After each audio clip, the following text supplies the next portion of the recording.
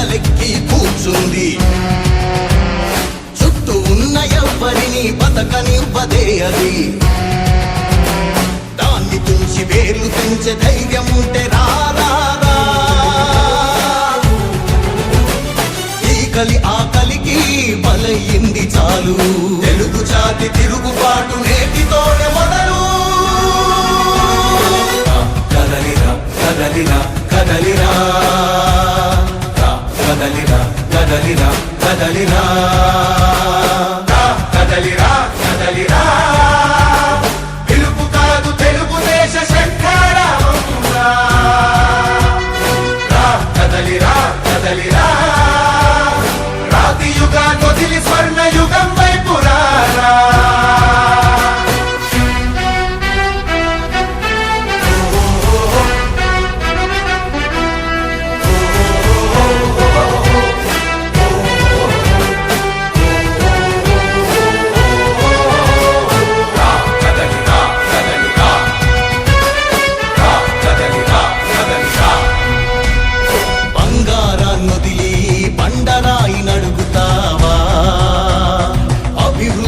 ఏంటంటే నీళ్లు నములుతావా?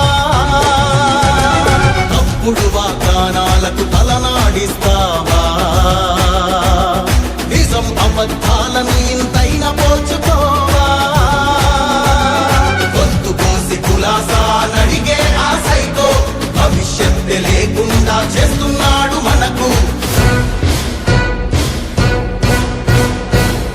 కదలిరా కదలిరా కదలిరా కదలిరా కదలిరా కదలిరా కదలిరా కదలిరా. పిలుపు కాదు తెలుగుదేశ శంఖారావంగా. కదలిరా కదలిరా. రాతి యుగాన్ని వదిలి స్వర్ణ యుగం వైపు రారా.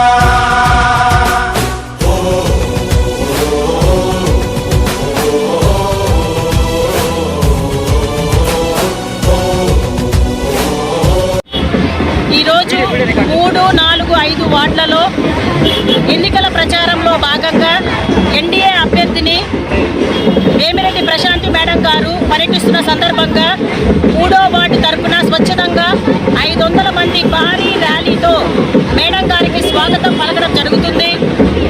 మేడం గారు ఎప్పుడు అంటూ ఉంటారు, అవినీతి రహిత, వివాద రహిత, ఆదర్శ కోవూరు నియోజకవర్గం నిర్మించుకోవాలి మనమందరమని.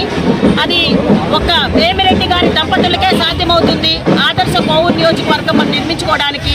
అందుకే మనమందరము విఘ్నతతో ఆలోచించుకొని సైకిల్ గుర్తు మీద ఓటేసి వేమిరెడ్డి ప్రశాంతి మేడం గారిని ఎమ్మెల్యేగా, వేమిరెడ్డి ప్రభాకర్ రెడ్డి గారిని ఎంపీగా అత్యధిక మెజారిటీతో గెలిపించుకోవాలని అందరినీ కోరుకుంటున్నాను. అదేవిధంగా బాబు గారి మేనిఫెస్టోలో మహాశక్తి పథకం కింద మహిళలకు పెద్దపీట వేశారు బాబు గారు. ఉచితంగా 3 గ్యాస్ సిలిండర్లు, ఉచిత బస్ ప్రయాణము, చదువుకున్న పిల్లలకు ప్రతి ఒక్కరికి 15,000 రూపాయలు ఏడాదికి, తర్వాత మహిళలకు 1,500 రూపాయలు నెలకి. ఈ విధంగా ఎస్సీ ఎస్టీ బీసీలకు 50 సంవత్సరాలకే పెన్షన్ ఇచ్చే విధంగా మన బాబు గారు మేనిఫెస్టోలో రూపొందించారు.